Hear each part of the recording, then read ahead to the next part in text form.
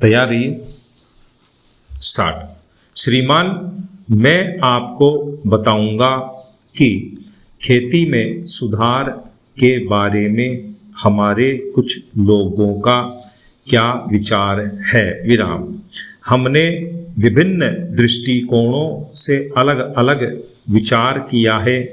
विशेष रूप से सबसे ऊंची सीमा बांधने तथा सहकार के प्रश्न पर, किंतु हम अनुभव करने लग गए हैं कि दोनों का आपस में गहरा संबंध है। विराम।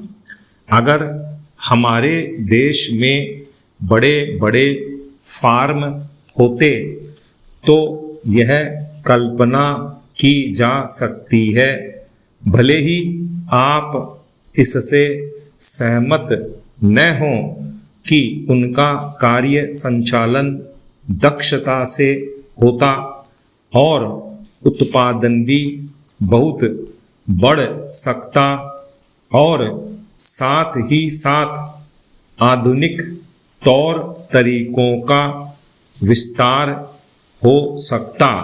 विराम। भारत की मूल समस्या यह है कि यहाँ जोत की भूमि छोटी है और टुकड़ों में बटी है। विराम। साधारण तौर पर मैं कहूँ कि यह 1, 2 या 3 एकड़ है। विराम।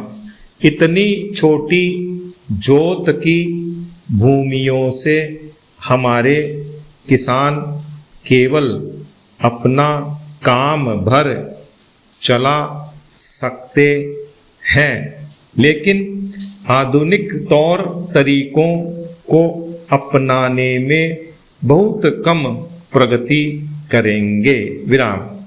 अब सबसे ऊंची सीमा बांध देने से ऐसा भी हो सकता है कि कुछ एक जो बड़े फार्म हैं उनमें काट छांट हो, जो कि प्रयोजन भी है। विराम।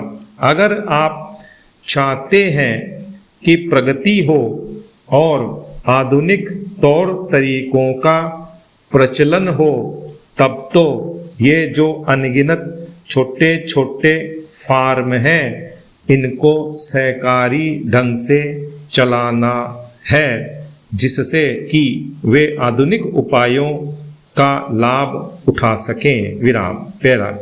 सहकारी ढंग से कार्य करने से मेरा मतलब है विविध प्रकार से सहयोग देना।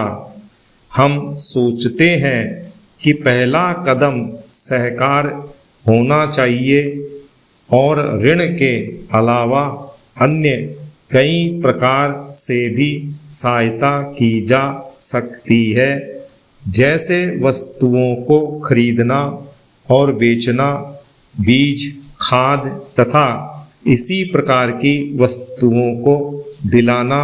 विराम। दूसरा कदम है धीरे धीरे बीज वाले आदमी को हटा देना। विराम। फिर दूसरी स्थिति आती है जिसको मिलजुल कर खेती करना कहते हैं, यद्यपि उसमें भूमि पर अधिकार बना रहता है। विराम।